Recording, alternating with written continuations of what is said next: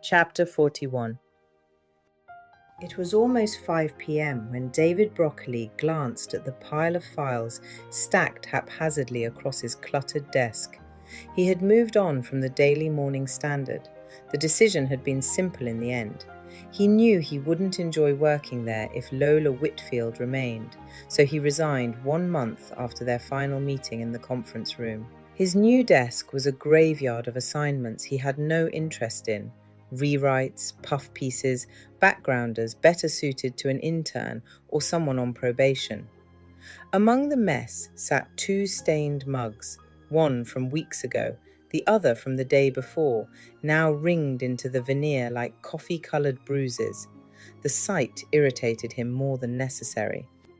His eyes drifted to a framed photograph of his daughter, 6 years old, gap-toothed and fearless, smiling beside their German shepherd, the dog leaning into her with unquestioning loyalty.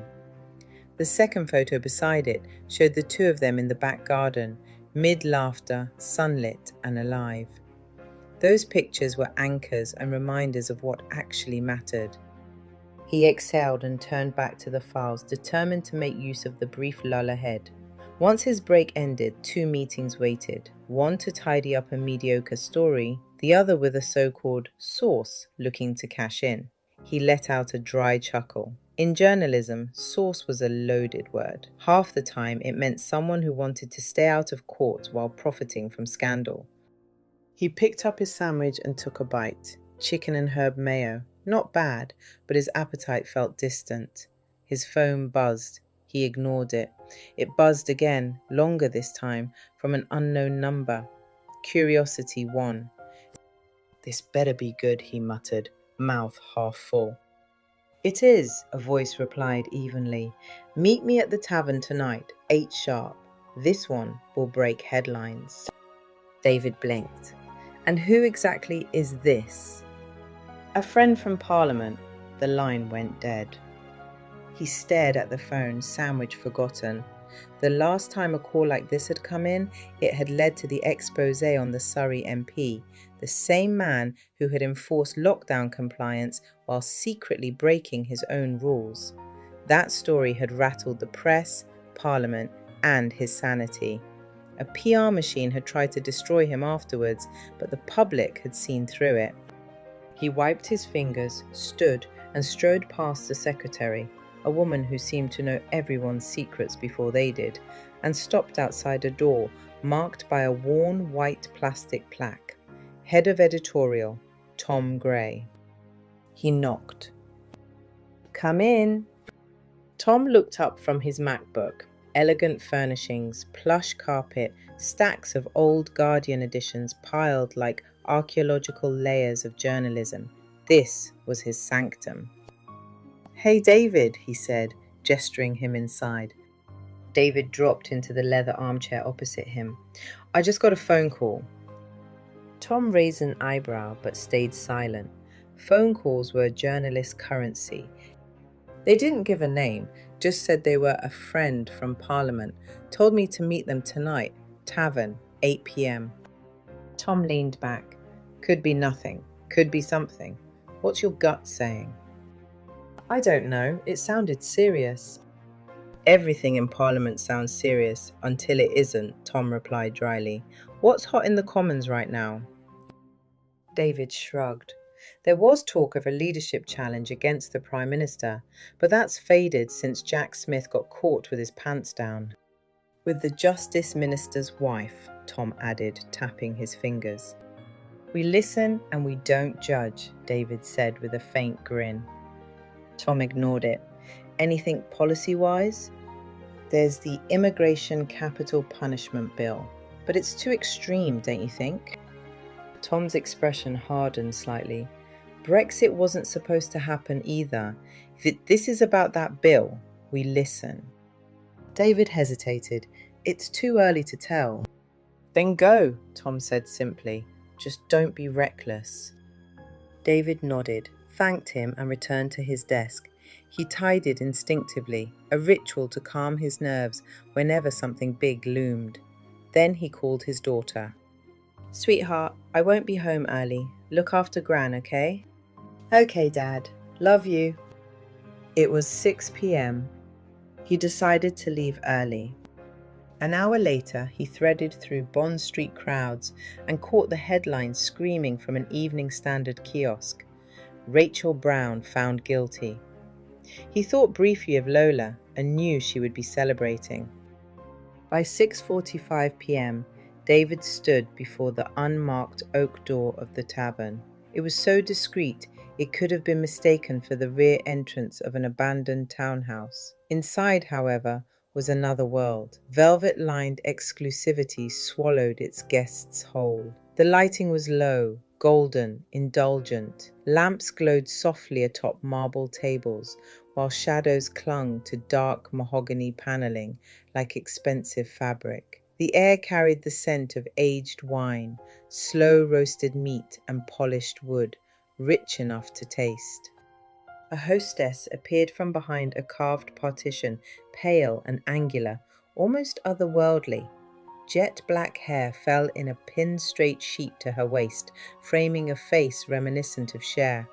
Her long, lacquered obsidian nails tapped rhythmically against a parchment-toned reservation book. Without looking up, she asked, "Name?" David gave it. "You're expected," the hostess said, gesturing for David to follow. They moved past clusters of diners, bent over low conversations, until she stopped at a secluded corner, screened off from the rest of the room. A man was already seated there, tall, wiry, dressed in a polo shirt, sunglasses still on despite the dim lighting. His cap was pulled low, shadowing his face. They quickly ordered a triple burger for the gentleman and steak and chips for David. The moment the waitress was out of earshot, the air shifted. "What you hear doesn't come back to me," the man said quietly. "You're protected," David replied. "Code of silence, always." The man adjusted his nightcap. "Jonathan Blakewell. He's behind the capital punishment bill." David leaned back slightly. "Okay, and?" "He's related to Rachael Brown." "How?" "Married to her sister-in-law." David frowned. "So?" "Think legacy," the man said. "Rachel's married to Edward Hale. Everything goes to her and the baby." "And if she's executed?" "Jonathan's wife and kids become next in line." "But there's a baby," David pressed. The man shrugged. "Guardianship, access, influence, money still flows." David sat back slowly, the shape of it forming. "He's doing this for the inheritance." "For legacy," the man corrected. David nodded. "I know Blakewell. Never in the headlines, but always nearby. He's dangerous. He's using public fear to push a policy that benefits him," David muttered. The man gave a grim smile. "You're catching on." Later that night, the claims were corroborated by a recording from another anonymous source. It was a private conversation between Jonathan, Charlotte, and Catherine. Listening to it in the dark, David felt the shift from suspicion to certainty. This wasn't theory anymore, it was motive. In the early hours of the morning, running on 2 hours of sleep and 3 cups of coffee, he drafted the piece, "The Hidden Hand Behind the Gallows Bill." By noon, he was back in Tom's office. Tom read the article in silence, fingers steepled. "Keep it opinion," he said finally, "not accusation. Stir the hornet's nest. Let Parliament react." By sunset, the story had taken on a life of its own. At first, it moved quietly, with backbenchers sharing it in private WhatsApp groups. Then, a senior MP retweeted it with a single line, an uncomfortable read. That was enough. Within an hour, #GallowsBill trended. Clips of the article spread across TikTok and X, read aloud, paused, dissected. Amateur legal analysts appeared overnight. Conspiracy threads multiplied. By 9 that evening, producers were scrambling. MPs were hauled onto Newsnight, BBC Politics Live, and Sky News, forced to answer questions they clearly hadn't prepared for, questions that began with, "Are you aware of the allegation?" and ended with, "If so, why wasn't this disclosed?" The headlines sharpened by the hour. Is capital punishment being used to settle family inheritances?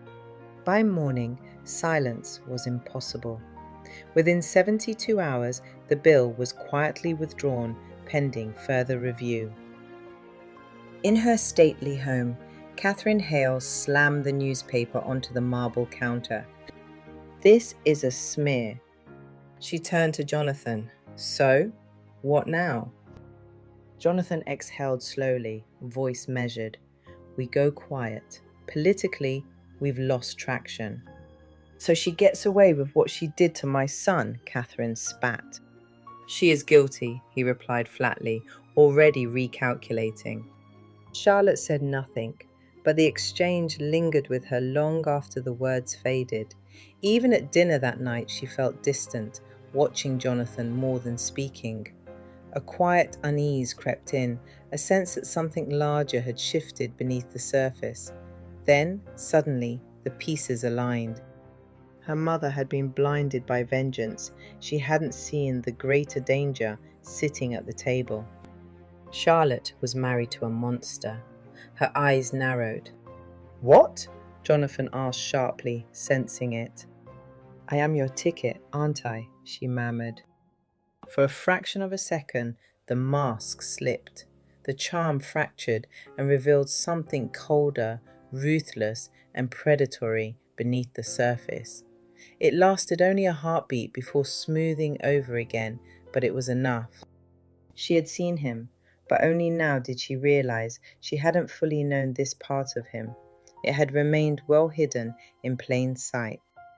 "You don't know what you're talking about," he snapped, irritation flashing. "My ticket to what?" Charlotte smiled faintly, though her pulse thundered. Truth, she realized, didn't just sting, it scorched. But she welcomed the burn. She said nothing more.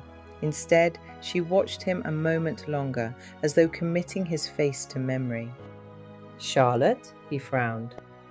She stood and walked past him. Her shoulder brushed his arm lightly. He stiffened, braced for confrontation. None came. At the door, she paused only long enough to breathe. When she opened it, the ordinary sounds of the house rushed in, indifferent and unchanged. Jonathan remained at the table, words arriving too late. The door closed.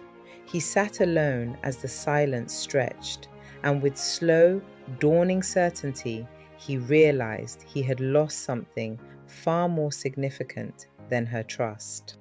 He had lost control. "The Lord is at your right hand. He will shatter kings on the day of his wrath." Psalm 110, verse 5.